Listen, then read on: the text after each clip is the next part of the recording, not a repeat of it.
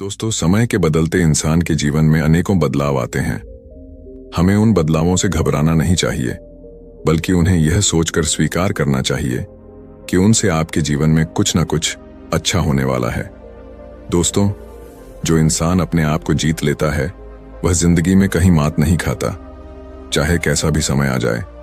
ऐसा इंसान हर मुश्किल समय में अपने आप पर काबू रखता है। इस वीडियो में हम बात करेंगे कि कैसे हर मुश्किल समय में अपने आप पर काबू रखकर उन बदलावों को स्वीकार कर अपने जीवन को बेहतर बना सकते हैं। तो चलिए इस प्रेरक कहानी की शुरुआत करते हैं।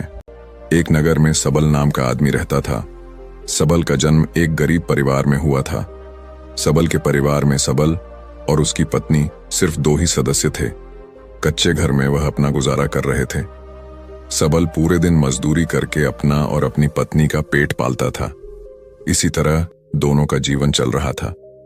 समय के साथ उसकी पत्नी गर्भवती हो जाती है। यह सुनकर सबल बहुत खुश होता है। वह सोचने लगता है कि अब हमारे घर में भी एक नन्हा सा पुत्र आएगा, हम उसे गोद में खिलाया करेंगे। पर जो उसके और उसके परिवार के जीवन में होने वाला था, उससे वह बेखबर था। धीरे धीरे समय गुजरता है। अब सबल के घर में वह दिन भी आ जाता है जब उसकी पत्नी एक बच्चे को जन्म देने वाली थी। सबल उसे अस्पताल में भर्ती कराता है। प्रसव का समय जब निकट आता है तो सबल कुछ पैसों का बंदोबस्त करने चला जाता है। फिर लौटते समय अपने होने वाले बच्चे को लेकर मन में सपने संजोने लगता है। तब तक उसके पास यमराज का बुलावा आ जाता है। उसकी एक दुर्घटना में मृत्यु हो जाती है। शहर के कुछ लोग सबल का अंतिम संस्कार करते हैं, तो दूसरी तरफ उसकी पत्नी अस्पताल में अपने बच्चे को जन्म दे रही होती। जब उस बेचारी को यह खबर मिलती है कि उसके पति की मृत्यु हो गई है, तो उसका कलेजा फट जाता है। उस बेचारी का दुनिया में सिर्फ उसका पति ही तो था। अब वह भी उसे छोड़कर चला गया था। अब तो वह फूट फूट कर रोने लगती है कि हे भगवान, यह तूने कैसा मेरे ऊपर दुखों का पहाड़ गिरा दिया। मेरा जो सहारा था उसे ही मुझसे छीन लिया। कम से कम इस बच्चे का तो ख्याल किया होता जिसका अभी जन्म भी नहीं हुआ है। पैदा होने से पहले ही तुमने उसके सर से पिता का साया हटा दिया।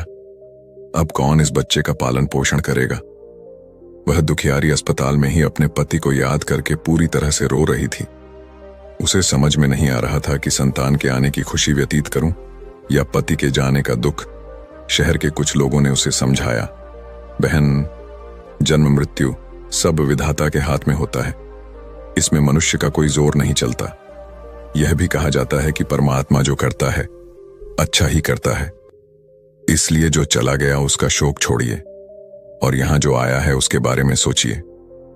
इधर कई तरीकों से लोग उस गरीब महिला को समझाते हैं। कुछ ही देर में उसने एक सुंदर से पुत्र को जन्म दिया। बेटे को देखकर उसका कुछ दुख हल्का होता है। वह सोचती है कि अब मैं इस पुत्र को पाल पोस कर बड़ा करूंगी, यही मेरा सहारा बनेगा। अब वह अपने बच्चे को लेकर अपने घर आ जाती है। नगर के कुछ लोगों ने उस महिला की कुछ दिन तक मदद की, लेकिन कौन हमेशा मदद करता है। जब कुछ दिन बीते तो मददगार भी पीछे हट गए। अब वह अपने बच्चे को लेकर बिल्कुल अकेली पड़ गई। वह समझ गई थी कि दूसरों की मदद से कितने दिन तक जीवन जिया जा सकता है। यदि हमें जीना है और इस बच्चे को पालना है तो खुद जिम्मेदारी उठानी होगी, खुद कोई काम करना होगा। इस प्रकार वह महिला दूसरों के घरों में अपने लिए साफ सफाई का काम तलाश लेती है। काम करके जो पैसे मिलते थे उनसे वह अपना और अपने बच्चे का पेट पालने लगी। समय के साथ धीरे धीरे उसका पुत्र बड़ा होने लगता है। जब वह बालक 4 वर्ष का हो जाता है तो उसकी मां उसे पढ़ाने के लिए नगर के सरकारी विद्यालय में उसका दाखिला करा देती है। उसने सोचा कि मैं अपने बच्चे को पढ़ा लिखा कर इस काबिल बना दूंगी कि उसे कभी किसी के आगे हाथ न फैलाने पड़े। अब इस प्रकार वह महिला मेहनत मजदूरी करके अपने बच्चे को पढ़ाने लगती है। बच्चा भी ठीक से समझता था कि उसके घर में केवल मां ही है। परिवार का खर्च चलाने वाला उसका पिता उसके जन्म से पहले ही चला गया है, इसलिए वह पढ़ाई भी खूब मन लगाकर करता था। धीरे धीरे बच्चे की उम्र 12 वर्ष की हो जाती है। एक दिन की बात है, वह स्त्री बहुत बीमार पड़ जाती है। उसने सोचा कोई छोटी मोटी बीमारी होगी, इसीलिए कभी उस पर ध्यान नहीं दिया। लेकिन उसकी हालत दिन पर दिन खराब होती चली गई। बीमार होने की वजह से वह काम पर भी नहीं जा पाती थी। घर में इतने पैसे भी नहीं थे कि कहीं अपना ठीक से इलाज करा लेती। माँ को अत्यंत बीमार देखकर बेटे को बहुत चिंता होती है। वह बालक कहता है, माँ तुम चिंता मत करो, मैं तुम्हारे लिए अभी डॉक्टर के पास से दवाई लेकर आता हूँ, तुम उसे खा लेना, फिर तुम जल्दी ही ठीक हो जाओगी। अपने बेटे की बात सुनकर माँ की आंखें भर आती हैं। वह कहने लगी, बेटा अब तुम्हें कहीं जाने की जरूरत नहीं है, मेरा भी अब समय आ गया है, मैं तुम्हारे पिता के पास जाना चाहती हूँ, लेकिन जाने से पहले तुम मेरी एक बात हमेशा याद रखना। जब तेरा जन्म नहीं हुआ था तब तेरे पिता ने और मैंने एक सपना देखा था कि हम अपने बच्चे को पढ़ा लिखा कर इतना काबिल बना देंगे कि उसे हमारी तरह गरीबी भरी जिंदगी ना जीनी पड़े। लेकिन बेटा मैं उस सपने को पूरा नहीं कर पाई। बेटा मैं यदि चली भी जाऊं तो तुम अपने पिता के सपने को जरूर साकार करना। तुम ऐसा कोई काम मत करना जिससे तुम्हारे पिता का नाम खराब हो। तुम इस प्रकार से अपना जीवन जीना कि तुम्हारा नाम दूर दूर तक लोग जान जाएं। बेटा कभी पैसे के पीछे मत भागना। पैसे के लिए तो लोग इतने नीचे गिर जाते हैं कि अपने माता पिता की इज्जत का भी ख्याल नहीं करते। तुम हमेशा अपना नाम कमाना बेटा, हमेशा स्वाभिमानी बनकर जीना, कभी किसी के आगे अपने हाथ मत फैलाना, किसी से याचना मत करना। याचना न करना ही श्रेष्ठता का मूल्य है, पराधीनता ही नरक है। मनुष्य को सदा ही विद्या, धन, बल, कीर्ति और पुण्य कमाना चाहिए। लड़के ने कहा, माँ तुम घबराओ नहीं, मैं तुम्हारे लिए अभी दवाई लेकर आता हूं। और इतना कहकर लड़का माँ से रुपए लेकर दवा लेने चला जाता है। बेटे के जाते ही इधर उस गरीब स्त्री के प्राण निकल जाते हैं। जब नगर वालों को पता चलता है तो सब लोग इकट्ठे होकर उस स्त्री का उसके बेटे के हाथों अंतिम संस्कार कराते हैं। अब तो वह बालक बिल्कुल अकेला हो गया था। किस्मत भी क्या खेल दिखाती है, जब जरूरत होती है अपनों की तब अकेलेपन की रात में जगाती है। बिना माता पिता का बेटा उम्र भी ज्यादा नहीं थी। आखिर जाएं तो कहां जाएं, करें तो क्या करें। दूर के जो रिश्तेदार थे उन्होंने भी उस बालक पर ध्यान नहीं दिया। आखिर वह गरीब जो था, लेकिन वह बच्चा अकेले ही अपने जीवन की राह पर चल देता है। उसने कभी हार नहीं मानी। जो पैसे मां छोड़ गई थी, कुछ दिन तक उन पैसों से अपना गुजारा चलाता रहा। कुछ दिन के बाद वह पैसे खत्म हो जाते हैं। घर में भी कुछ नहीं था। अब तो एक ही चारा था कि कुछ काम धंधा किया जाए, तभी भोजन की व्यवस्था होगी, तभी स्कूल की फीस भरी जाएगी। लड़के को अपनी मां की बात अच्छी तरह याद थी। उसकी मां ने कहा था कि बेटा कितना भी बुरा वक्त आ जाए पर किसी के आगे हाथ मत फैलाना, मेहनत करके ही अपना जीवन यापन करना। लड़के को अपनी मां की यह बात अच्छी तरह याद थी, इसीलिए वह कभी किसी के आगे भीख नहीं मांगता था। विद्यालय से आने के बाद वह किसी के खेतों में काम करने चला जाता, कभी किसी की चाय की दुकान पर काम कर लेता और वहां से कुछ पैसे मिलते तो अपने विद्यालय की फीस भर देता था और अपने खाने पीने की सामग्री खरीद लाता था। इस प्रकार छोटी सी आयु में वह बच्चा पढ़ाई भी करता था और मजदूरी भी करता था। धीरे धीरे कुछ साल ऐसे ही निकल जाते हैं। बच्चा अब अपने नगर से निकलकर कस्बे में पढ़ने लगता है। तब उसकी कॉपी किताबों का, विद्यालय की फीस का खर्चा बढ़ जाता है। लेकिन उस बालक ने हिम्मत नहीं हारी। रोजाना विद्यालय जाता था। वह जो भी कमाता था उसकी सारी कमाई पढ़ने लिखने में ही लग जाती थी और जो कुछ थोड़ा बहुत बचता था उससे अपना पेट भर लेता था। अगर वह कहीं कोई स्थायी काम करता तो उसकी पढ़ाई छूट जाती थी और पढ़ाई करता तो पेट भरने के लिए भी कुछ नहीं था, इसलिए साथ ही साथ वह दोनों काम करता था। विद्यालय से आकर वह इधर काम करने चला जाता था। एक दिन की बात है, वह बच्चा विद्यालय से पढ़कर घर वापस लौटा, फिर उसके बाद काम की तलाश में चला गया। लेकिन उस दिन उसे कोई काम नहीं मिला। पूरा दिन निकल गया, हारा थका शाम को घर आकर सो गया। आज कुछ काम नहीं मिला तो खाना कहां से खाता, जो पैसे थे उनसे। वह पहले ही विद्यालय की फीस भर चुका था। उसकी स्थिति तो यह थी कि रोज कमाया रोज खाया।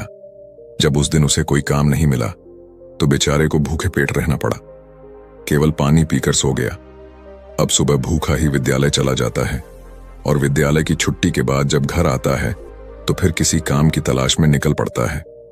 सोचता है कल नहीं मिला लेकिन आज मुझे कोई ना कोई काम जरूर मिल जाएगा।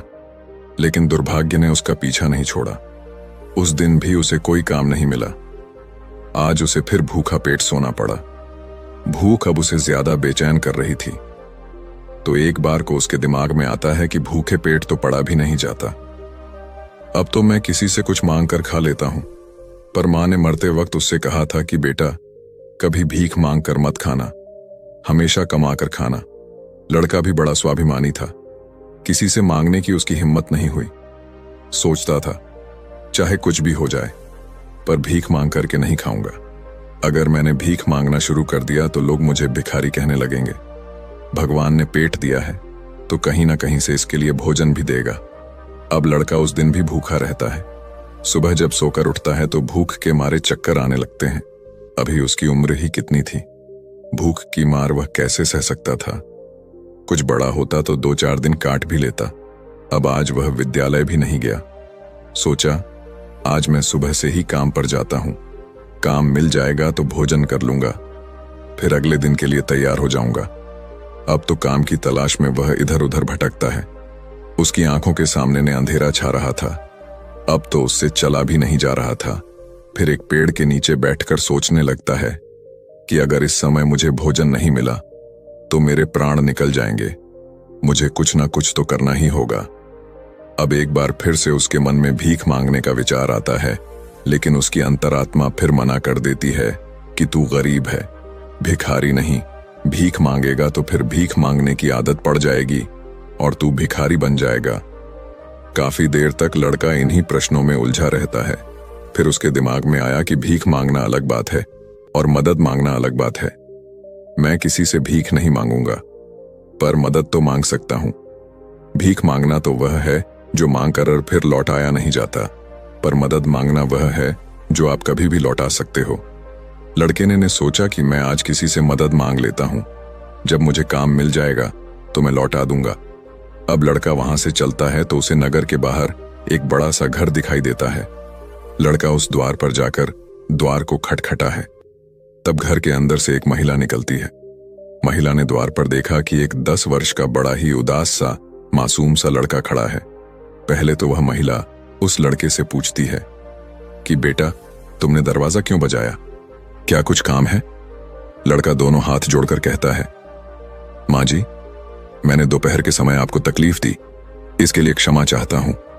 तब वह महिला पूछती है, बेटा क्या तुम्हें कुछ चाहिए? मैं तुम्हारी क्या मदद कर सकती हूं? वह महिला भी एक बच्चे की मां थी, इसलिए ममता का भाव उसके शब्दों में था।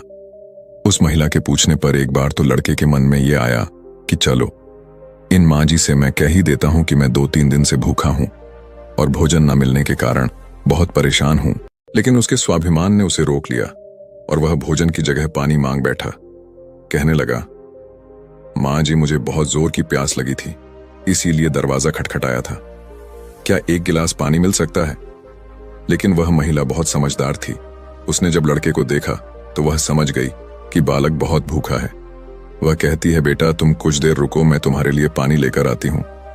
वह महिला घर के अंदर जाती है और अपनी रसोई से 1 गिलास दूध और कुछ लड्डू लेकर द्वार पर आती है और दूध से भरा गिलास उस लड़के को दे देती है।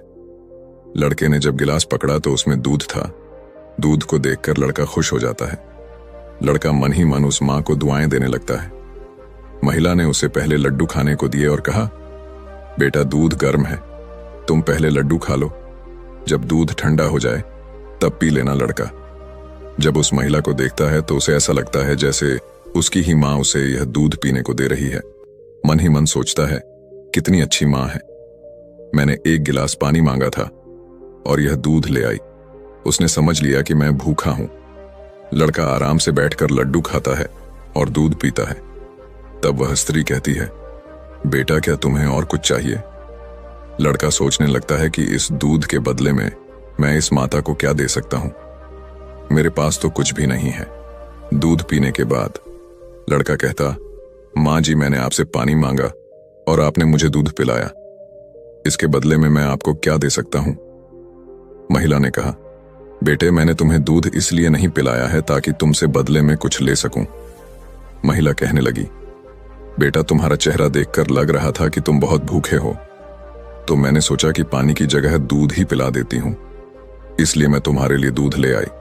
लड़के ने फिर कहा, नहीं माँ जी, आप इसके बदले में मुझसे जरूर कुछ मांगिए। मैं आपको अपनी हैसियत के हिसाब से कुछ जरूर दूंगा। लड़के की बात सुनकर महिला सोचती है, यह लड़का बड़ा स्वाभिमानी है। वह लड़का बार बार उससे मांगने की बात करता है। तो वह महिला उसका मन रखने के लिए कह देती है कि बेटा, मैंने यह दूध पिलाकर तुम पर कोई एहसान नहीं किया है।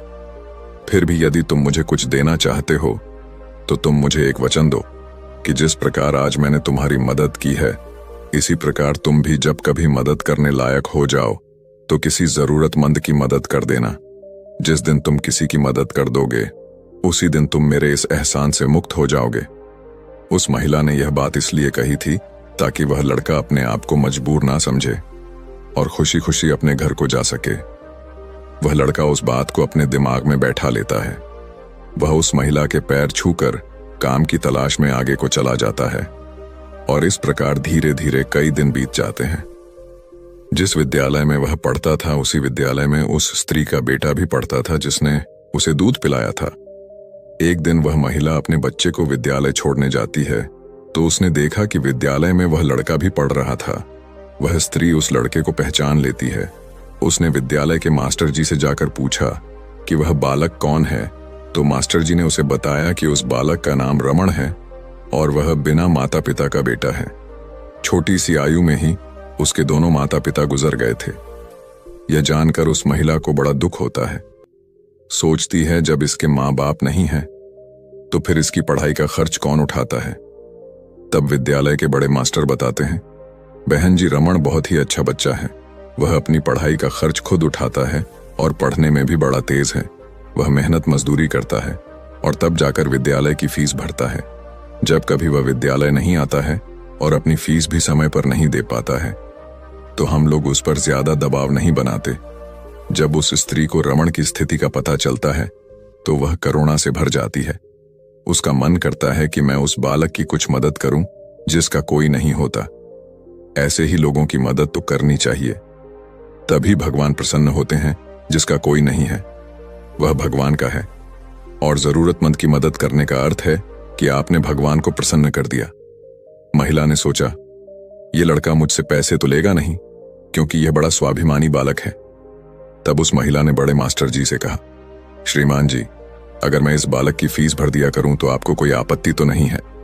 मास्टर ने कहा, बहन जी, आपकी सोच अच्छी है, आप उसकी फीस भरें तो मुझे तो कोई आपत्ति नहीं होगी, लेकिन रामायण इस बात के लिए तैयार नहीं होगा। तब वह महिला कहती है, मास्टर जी, मैं उसकी मदद करना चाहती हूं। आप किसी तरह से रमण को समझा देना, उससे कह देना कि आपकी स्थिति को देखते हुए सरकार ने आपकी फीस माफ कर दी है, तुम्हें फीस भरने की कोई जरूरत नहीं है। मास्टर जी भी इस बात से सहमत हो जाते हैं। वह महिला रमण की पूरे वर्ष की फीस भर के अपने घर चली जाती है। इस तरह वह हर वर्ष उसके पूरे साल की फीस जमा कर दिया करती थी ताकि रमण सिर्फ मन लगाकर पढ़ सके। अब तो रमण पूरा मन लगाकर पढ़ता था और अपने खाने पीने के लिए किसी दुकान पर काम कर लेता था। दोस्तों, डूते को तिनके का सहारा ही बहुत होता है। उस महिला के थोड़े से प्रयास से संकेत की अच्छी खासी मदद हो गई। वह अब खूब मन लगा करके पढ़ता था। इसी तरह कुछ वर्ष और बीत गए। अब आगे की पढ़ाई करने के लिए संकेत को शहर में जाना पड़ा। सोचा, शहर में रहकर मैं कोई छोटी मोटी नौकरी कर लूंगा और अपनी पढ़ाई भी करता रहूंगा। इस बात का पता उस महिला को तब चलता है जब वह उसकी फीस भरने के लिए विद्यालय में जाती है। वह महिला जब रमण की फीस जमा करती है तो मास्टर जी बताते हैं, बहन जी, रमण तो आगे की पढ़ाई करने शहर चला गया है, अब आपको उसकी फीस जमा करने की कोई जरूरत नहीं है। उस महिला ने जब यह सुना तो सोचने लगी, कोई बात नहीं, भगवान ने मुझे उसकी मदद करने का इतना ही समय दिया होगा। हे भगवान, उस बालक पर दया दृष्टि बनाए रखना, वह जहां भी रहे खुश रहे। इस प्रकार वह स्त्री अपने घर लौट आई और अपने घर गृहस्थी की दुनिया में व्यस्त हो गई। दोस्तों, उधर रमण शहर में जाकर अपनी पढ़ाई करने लगा। खर्चा चलाने के लिए उसने एक नौकरी तलाश कर ली। इस प्रकार 25 वर्ष बीत जाते हैं। ना तो संकेत कभी उस महिला से मिल पाता है और ना वह महिला कभी संकेत से मिलती है। उस महिला का बेटा भी अब बड़ा हो गया था। उसका बेटा एक व्यापारी बन गया था। वह स्त्री तो पहले से ही अपने घर से संपन्न थी, ऊपर से उसका बेटा व्यापार करके खूब धन कमाता था। उस माँ का बेटा भी बड़ा संस्कारी था। वह भी अपनी माँ को बहुत प्यार करता था। एक दिन उसकी माँ बहुत बीमार पड़ जाती है। शाम को जब उसका बेटा घर आता है तो वह अपनी माँ की हालत को देखकर बेचैन हो जाता है। वह अपनी माँ को अस्पताल में भर्ती कराता है। जांच में पता चलता है कि उसकी माँ को कैंसर है। वह लड़का डॉक्टर से कहता है, डॉक्टर साहब, आप मेरी माँ का अच्छे से इलाज कीजिए, पैसों की बिल्कुल चिंता मत करना। तब डॉक्टर कहते हैं, भाई तुम्हारी माँ को कैंसर की बीमारी है और कैंसर का इलाज बहुत महंगा होता है। छोटे मोटे अस्पतालों में इसका इलाज भी नहीं होता है। इसके लिए तुम्हें किसी बड़े शहर में जाकर किसी बड़े अस्पताल में इसका इलाज कराना होगा, और बड़े अस्पताल का मतलब है कि खर्चा भी बहुत अधिक होगा। बेटे ने कहा, डॉक्टर साहब, मैं अपनी माँ को ठीक करने के लिए कुछ भी कर सकता हूं। आप मुझे बस कोई रास्ता बताइए। मैं अपनी माँ का इलाज कहाँ करा सकता हूं? तब डॉक्टर उसे बड़े शहर जाने की सलाह देते हैं। डॉक्टर बोले, बड़े शहर में कैंसर का हॉस्पिटल है। यदि वहां का इलाज तुमने पूरा करा लिया तो तुम्हारी माँ इस रोग से बच सकती है, नहीं तो तुम्हारी माँ के प्राण संकट में पड़ सकते हैं। यह सुनकर लड़का घबरा जाता है। वह डॉक्टर साहब से शहर वाले डॉक्टर साहब का नंबर और पता लेकर अपनी माँ को शहर ले जाता है। उसकी माँ तो उसे बहुत मना करती रही कि बेटा तुम मुझे कहाँ ले जाओगे, इतना पैसा कहाँ है हमारे पास। शहर में अच्छा इलाज कराने के लिए हमारे पास पर्याप्त पैसा नहीं है। यहीं से डॉक्टर साहब से दवा ले लेते हैं, धीरे धीरे मैं ही हो जाऊंगी, तुम परेशान मत हो। तब लड़का बोला, माँ, इस दुनिया में एक तुम ही तो हो, जिसके होने से मुझे कभी अकेलापन महसूस नहीं होता, कभी मुझे किसी बात की चिंता नहीं होती। इसीलिए कुछ भी हो जाए, मैं तुम्हें इस बीमारी से मरने नहीं दूंगा। धन का क्या है, खत्म हो गया तो फिर कमा लेंगे, लेकिन माँ तो फिर नहीं मिल सकती। इस प्रकार लड़का अपनी माँ को शहर लेकर जाता है। जिस डॉक्टर से उसकी माँ का इलाज होना था, वह डॉक्टर साहब उस समय अस्पताल में नहीं थे। वह किसी मरीज को देखने के लिए विदेश गए थे। अस्पताल के कर्मचारी ने बताया कि डॉक्टर साहब कल आएंगे, तब तक आप अपनी माँ को अस्पताल में भर्ती करा दो। लड़के ने बिना देर किए अपनी माँ को भर्ती करा दिया और डॉक्टर साहब के आने का इंतजार करने लगता है। मैं अपनी माँ को ठीक कराकर ही घर ले जाना चाहता हूँ, चाहे इसके लिए मुझे अपना सब कुछ बेचना पड़े, कितने ही दिन मुझे यहाँ रुकना पड़े। इस प्रकार वहां के डॉक्टर ने उस माँ का इलाज शुरू कर दिया। अगर छोटे शहर की बात होती तो खर्चा कुछ कम हो जाता, लेकिन वहां का खर्चा तो बहुत लंबा था। फिर भी उस लड़के ने हिम्मत नहीं हारी। दोस्तों, माँ से अनमोल संसार में कुछ भी नहीं है। डॉक्टर साहब जो दवाइयां लिखते थे, वह दवाइयां बहुत महंगी आती थीं। लड़का अपनी माँ के लिए महंगी से महंगी दवाइयां लेकर आता था। उधर उसका जो व्यापार था, वह अपनी माँ की देखरेख के कारण उसमें भी समय नहीं दे पाया, तो वह भी ठंडा पड़ गया। कई दिन तक इलाज होता रहा। धीरे धीरे माँ की हालत में सुधार होने लगा। बेटे के पास जो जमा पूंजी थी, वह खत्म होने लगी। इधर माँ को जब पता चलता है कि बेटे के पास अब पैसे नहीं रहे, तो माँ कहती हैं, बेटा तुम इतनी महंगी दवाइयां क्यों ले रहे हो? कहां से डॉक्टर साहब की फीस भरोगे? कहां से दवाइयों का खर्च उठाओगे? तुम्हारा व्यापार भी बंद हो गया है। तब बेटा कहता है, माँ तुम चिंता मत करो, मैं तुम्हारा इलाज अपना मकान दुकान सब कुछ बेचकर कराऊंगा। माँ भी बेटे की जिद के आगे बेबस हो जाती है। वह लड़का अपनी माँ का इलाज निरंतर जारी रखता है और धीरे धीरे 1 महीना बीत जाता है। वहां पर एक बात बड़ी ही विचित्र थी। उस अस्पताल का जो सबसे बड़ा डॉक्टर था, वह जब उस लड़के की माँ से मिलने आता था तो काफी देर उस माँ के पास बैठकर बातें किया करता था। यह देखकर माँ को भी बड़ा अच्छा लगता था और वह सोचती थी कि अजीब डॉक्टर है। इतना बड़ा डॉक्टर होकर भी जिसके पास बिल्कुल भी फुर्सत नहीं है, वह मुझसे बात करने के लिए इतना समय कैसे निकाल लेता है। दोस्तों, इस प्रकार कई दिन बीत जाते हैं। एक दिन वह लड़का डॉक्टर के पास जाता है और डॉक्टर साहब से पूछता है कि डॉक्टर साहब, अभी मेरी माँ का इलाज कितने दिन और चलेगा? डॉक्टर साहब उसे सारी बात बताते हैं कि भाई आप चिंता मत करो, आपकी माँ पूरी तरह से स्वस्थ हो चुकी है। मैं भी संतुष्टि के लिए एक बार जांच और करा लेता हूँ। उस जांच की रिपोर्ट आ जाने दो, फिर तुम अब अपनी माँ को घर ले जा सकते हो। अब तो उस माँ का बेटा रिपोर्ट आने का इंतजार करने लगता है। 2 दिन के बाद रिपोर्ट आ जाती है। जब रिपोर्ट आती है तो लड़का फिर डॉक्टर से मिलने जाता है और पूछता है डॉक्टर साहब, क्या मेरी माँ ठीक हो गई? कोई खतरे वाली बात तो नहीं है?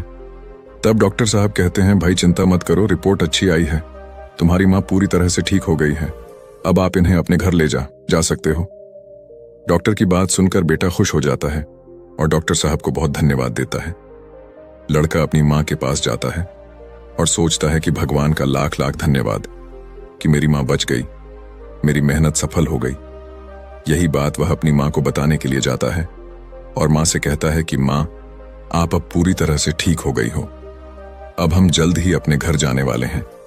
यह बात सुनकर माँ भी बड़ी खुश हो जाती है, लेकिन अगले ही पल वह यह सोचकर उदास हो जाती है कि मैं तो ठीक हो गई हूं, लेकिन इस अस्पताल का जो बिल होगा वह लाखों में होगा। कैसे में मेरा बेटा चुका पाएगा? इतनी मोटी रकम की व्यवस्था वह कहां से करेगा? उसके पास जो जमा पूंजी थी वह तो सब इलाज में खर्च हो गई। मां को उदास देखकर बेटा समझाता है, मां, तुम क्यों उदास होती हो? मैं अपना सब कुछ बेचकर आपके इलाज का बिल चुका दूंगा, घर मकान तो बाद में भी बना लूंगा, इसलिए मां, तुम्हें इन बातों की चिंता करने की कोई जरूरत नहीं है। बेटा अपनी मां को बहुत समझाता है, मगर मां तो मां होती हैं, उसका अपने बेटे के लिए चिंता करना स्वाभाविक था। मां सोचने लगती है कि मेरा बेटा यदि सब कुछ बेच देगा तो फिर वह आगे अपना जीवन कैसे चलाएगा, इसके भविष्य का क्या होगा? वो मां रात भर यही सोचती रही। चिंता करते करते मां और बेटा दोनों की रात निकल गई। जब अगला दिन होता है और उसकी मां की छुट्टी का समय होता है तो अस्पताल का एक कर्मचारी एक लिफाफा लेकर मां बेटे के पास आता है और उस महिला के बेटे से कहता है कि डॉक्टर साहब ने आपके लिए यह बिल का लिफाफा भेजा है, आप इस बिल को ठीक से देख लो और इस बिल को चुका कर आप अपनी मां को अपने घर ले जाओ। बिल का लिफाफा देकर वह अस्पताल का कर्मचारी तो चला गया। अब वह लड़का उस बिल के लिफाफे को हाथ में लिए हुए सोचता है कि पता नहीं कितना बिल आया हो। बेटे को चिंता में देखकर मां भी परेशान हो जाती। मां एकदम से बेटे के हाथ से वह बिल का कागज छीन लेती है। मां उस बिल को खोलकर देखती है। उधर अस्पताल के जो सबसे बड़े डॉक्टर थे वह भी उस समय वहीं पर पहुंच जाते हैं। इधर मां ने जब उस लिफाफे को खोलकर देखा तो उसमें एक छोटी सी पर्ची रखी हुई थी।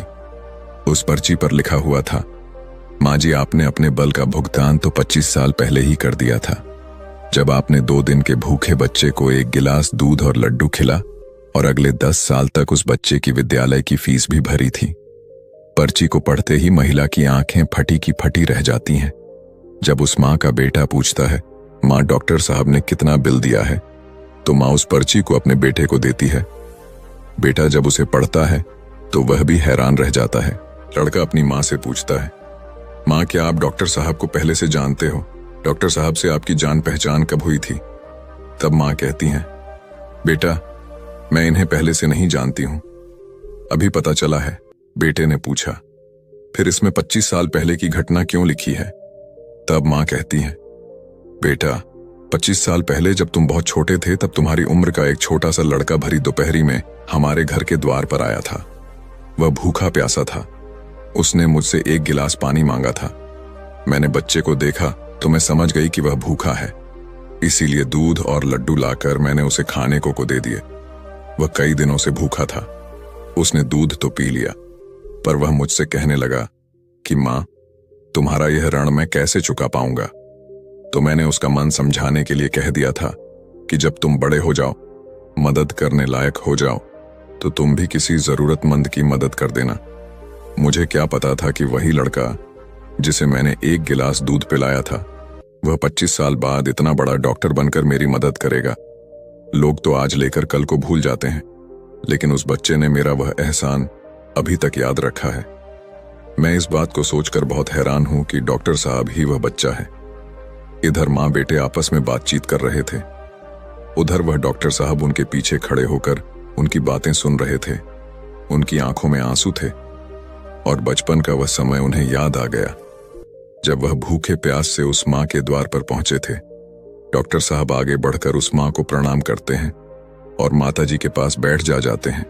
कहते हैं, मां, आपके कहे हुए शब्द आज भी मेरे कानों में गूंजते हैं। मैंने आपके उन्हीं शब्दों को अपना संस्कार बनाया।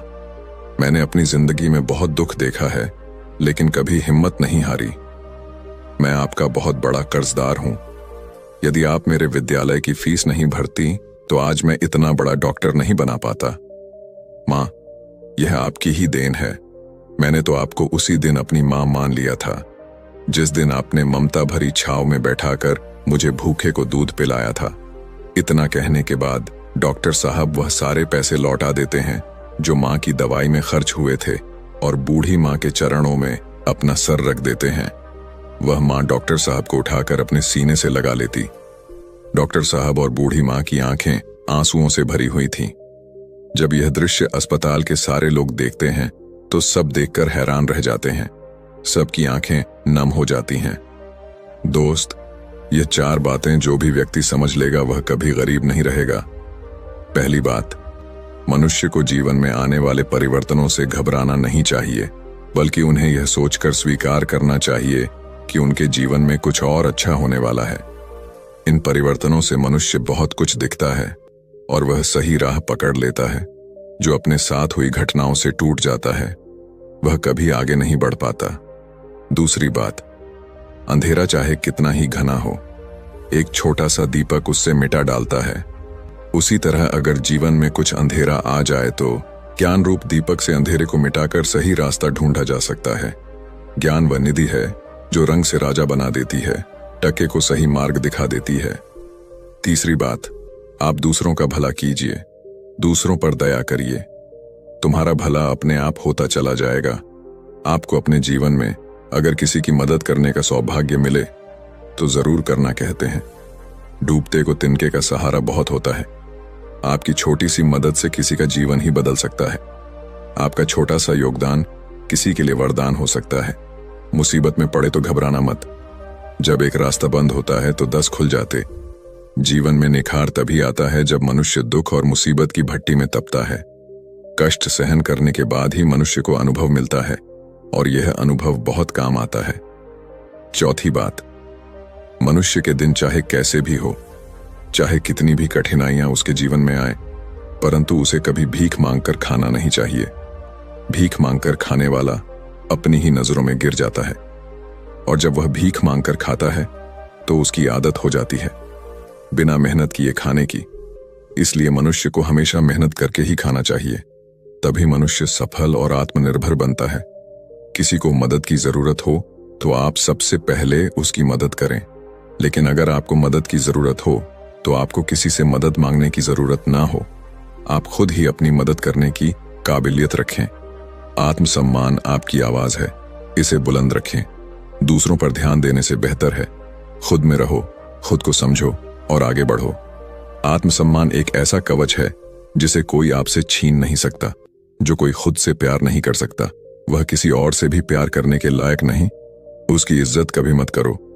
जो आपकी इज्जत कदर ना करे उसे अहंकार मत समझना, उसे आत्मसम्मान कहते हैं। अगर आप चाहते हो दुनिया आपकी इज्जत करे तो सबसे पहले आपको अपनी इज्जत करनी होगी। अगर कोई आपका अपमान करे तो उसका भी शुक्रिया अदा करें, क्योंकि वह इंसान आपको आपकी जिंदगी की सच्चाई बता रहा है। ज्यादातर लोग उन चीजों की कदर नहीं करते जो उन्हें आसानी से मिली हो, लेकिन खो देने के बाद पछताते हैं। तो दोस्तों, आशा करता हूं आज की यह वीडियो आपको पसंद आई होगी। चैनल इंस्पायर IQ को सब्सक्राइब जरूर करें। धन्यवाद।